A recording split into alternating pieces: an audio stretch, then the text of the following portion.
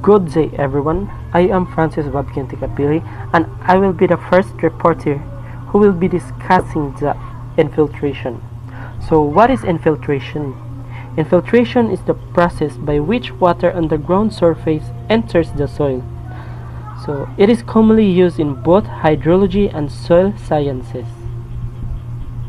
The infiltration capacity is defined as the maximum rate of infiltration. So why is infiltration important? So it recharges groundwater aquifers, maintains soil moisture, reduce stormwater runoff, and support plants growth.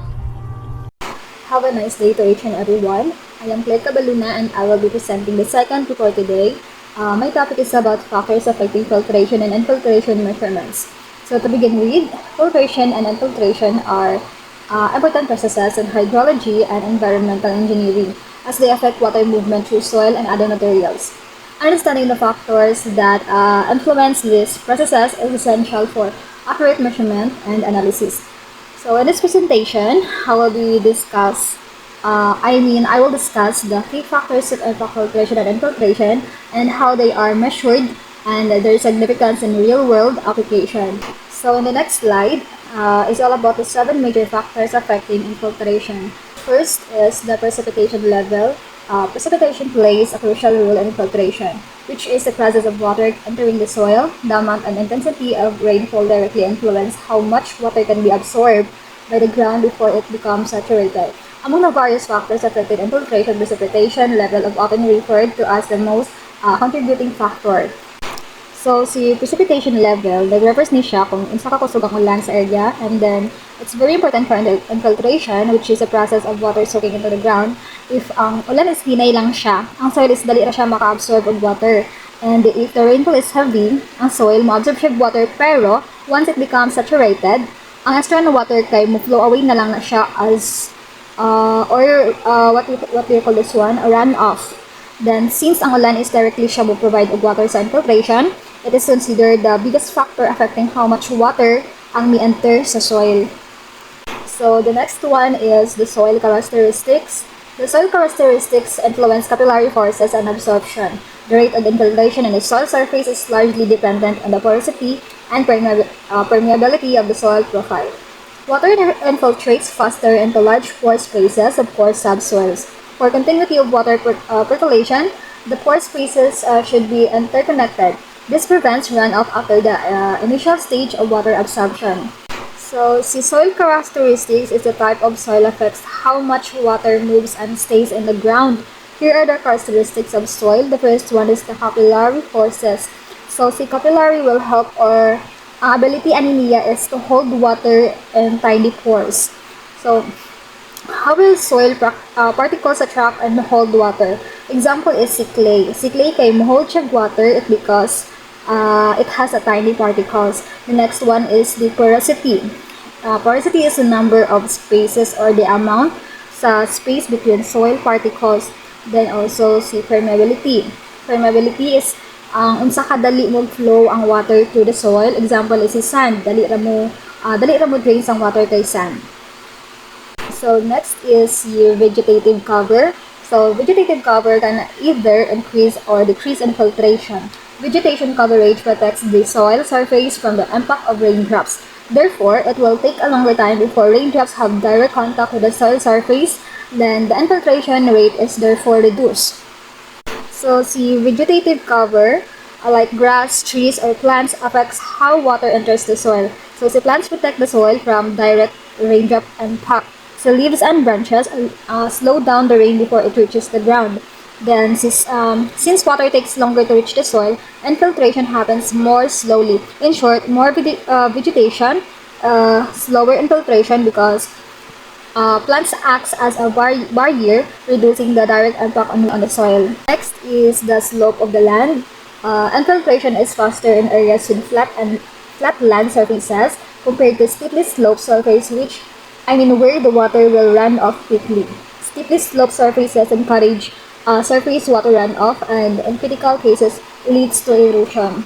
So imagine pouring a glass of water on a flat sponge and tilted sponge. So on the flat sponge, the water sits and gradually soaks in, and on the tilted sponge, the water runs off quickly before it can be absorbed. Si flat land works is, let's just say, it is like the flat sponge. Si water is magstay siya bugay, so that kung sa flat land surface, magstay ang water until si water sinks into the ground. Then si steep land works like, let's just say, tilted sponge siya. The tilted sponge, pag butngan og water, pag butngan siya water, it will runs off fast. Kamera ang time na maka-absorb siya water, so in steeply sloped surface, this can wash away soil erosion and cause problems like landslides. So next is the soil saturation. Soil becomes saturated whenever it reaches its infiltration capacity.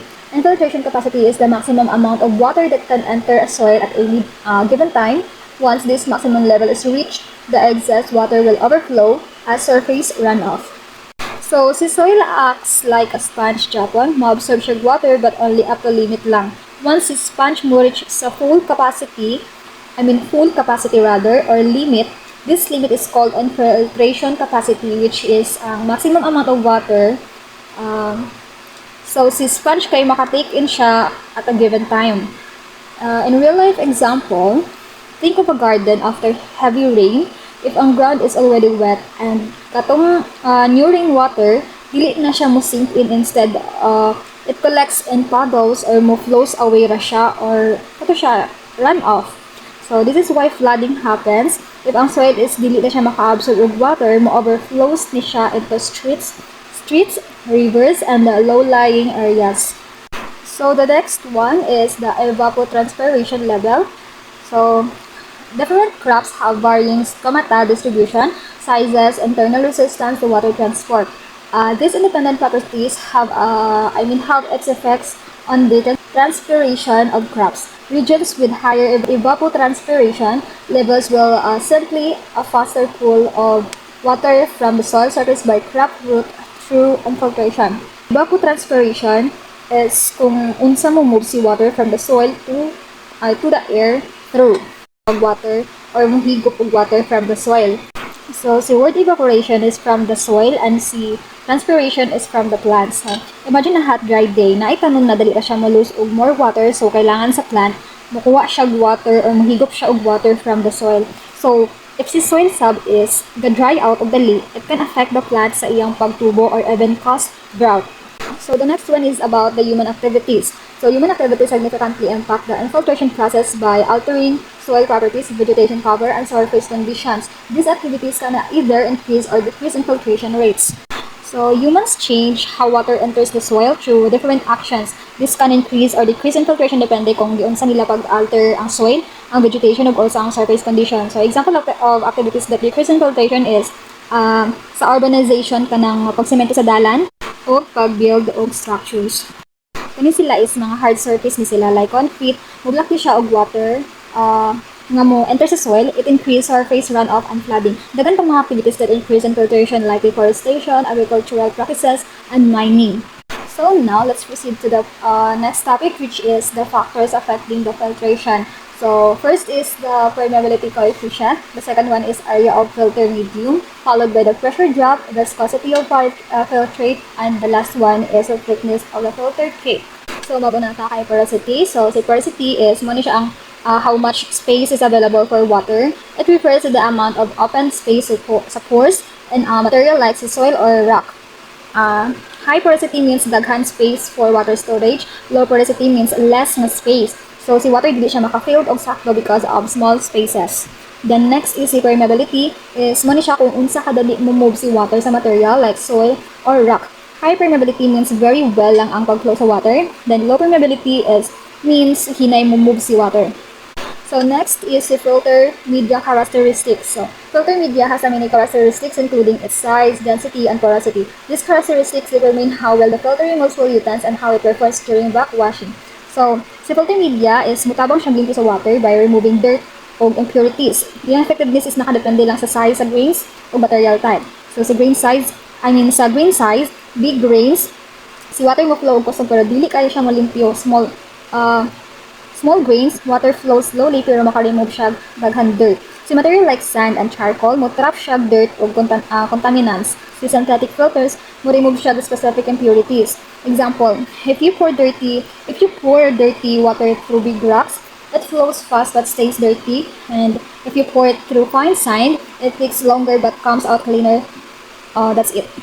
So let's now proceed to the next one, which is the pressure and the flow rate. So pressure refers to the force exerted on a unit area of a fluid, which flow rate measures the volume of fluid passing through a given point in a specific time period. Excuse me. Essentially, higher pressure generally leads to a higher flow rate as the increased pressure pushes the fluid through a system more forcefully, with this relationship explained by Bernoulli's principle on fluid dynamics. So pressure and flow rate maka-affect siya kung unsa ka kusog mo move ang water through a filter ug kung unsa ni siya mahimong limpyo. High pressure, fast flow. So water kay mo-move siya quickly through the filter. Filtration is faster pero napay dirt na dili niya ma-remove. Low pressure, slow flow. Water moves slowly through the filter, daghan dirt na ma-remove pero it takes longer. So next is about the clogging and maintenance. Clogging is the buildup of impurities, sediments, or debris in a filtration system, which reduces water flow and filtration efficiency. It happens over time as particles get trapped in the filter media. Maintenance refers to the regular cleaning, replacement, or backwashing of filters to prevent clogging and ensure effective filtration. Proper maintenance helps maintain water quality, prevents pressure build-up, and extends the lifespan of the filtration system. So, clogging dirt build-up. Over time, ang dirt o particles, matrap ni siya sa filter. Mublock ni siya sa pag-flow sa water and makes the filtration less effective. So, cleaning or changing the filtration prevent clogging. This helps keep water flowing properly and ensures cleaner water. So, the last one is the water quality parameters. So, water quality parameters are important because they help determine if water meets set standards and if it's safe for aquatic life. So, how water quality parameters affect the filtration? Water quality parameters influence how well a filtration system functions. High turbidity from suspended particles can clog filters, slowing down water flow and reducing efficiency. So, water quality parameters is mutabang siya para ma-determine nato if si water kay safe ba siya imnon. These parameters include physical, chemical, and biological factors that affect water's clarity, taste, safety, and usability. Physical parameters like turbidity and color that nag-help siya identify sa visible impurities. Then also the chemical parameters like pH, hardness, and nitrates determine water composition. The last is the biological parameters like bacteria and viruses show if water may spread diseases. Regular testing and proper filtration makahelp para ma-maintain na clean o safe ang water para sa mga consumers, sa industrial processes, and the environment. Ensure nila na good quality gid ang water because it protects the human health, supports to a sustainable ecosystem. So that concludes my discussion on factors affecting filtration and infiltration measurements. I hope this presentation provided you with valuable insights into the topic. Thank you for your time and attention. If you have any questions, I'd be happy to answer them. Good day, I'm John Lloyd Bongat, and I will be reporting on Horton's model and Phillips equation. First, we will talk about Horton's model. Robert E. Horton was an American ecologist and soil scientist who is considered to be the father of modern hydrology. The Horton model describes how infiltration capacity declines as the rain advances. The Horton infiltration capacity curve shows how the soil's ability to absorb water decreases over time. Eventually, it reaches a steady rate because the soil pores fill with water, reducing the pull that helps water soak in. Horton showed that when the rainfall rate I exceeds the infiltration rate or capacity F, water infiltrates the soil at a rate that generally decreases with time. This rate is usually measured in inches per hour, and each type of soil has a limit on how much water it can absorb over time. The infiltration rate is affected by factors like rainfall intensity, soil type, surface condition, and vegetation cover. This is the Horton's infiltration equation. F is equal to Fc plus quantity F0 minus Fc times e raised to negative k times t, where our F is our infiltration capacity, our F0 is our initial infiltration capacity, our Fc is the final capacity, k is the empirical constant, and t is our time.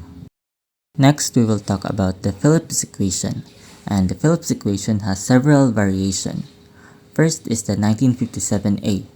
For cases of vertical infiltration, Phillips' solution of Richard's equation was of the form of physically based converging power series which described cumulative infiltration F as a function of T. Thus, this is the formula that he formulated. In the 1957B version, Philip further showed that a shortened form of the previous equation with just two fitting parameters is sufficient for all practical purposes to describe the time dependence of cumulative infiltration as f of t is equal to s times t raised to 1/2 plus a times t. In the 1969 version, Philip observed that for long intervals for which the infinite series of this equation does not converge, the equation f of t is equal to s times t raised to 1/2 plus at can be approximated by f of t is equal to s times t raised to 1/2 plus k0t. And we also note that for a horizontal column of soil, gravity effects are considered negligible and the contribution of the k0t term is also negligible. Thus, the formula that we will use is f of t is equal to s times t raised to 1/2, and this only applies for horizontal columns of soil. These are the final formulas that are used in the 1969 version of the Phillips equation. For the cumulative infiltration, we have f of t is equal to s times t raised to 1/2 plus k0t. Then for the infiltration rate, we have a small f of t is equal to 1/2 of s times t raised to negative 1/2 plus k0, where s is our sorptivity, k0 is our hydraulic conductivity, and t is our time. And that will be the end of our report. Thank you for listening.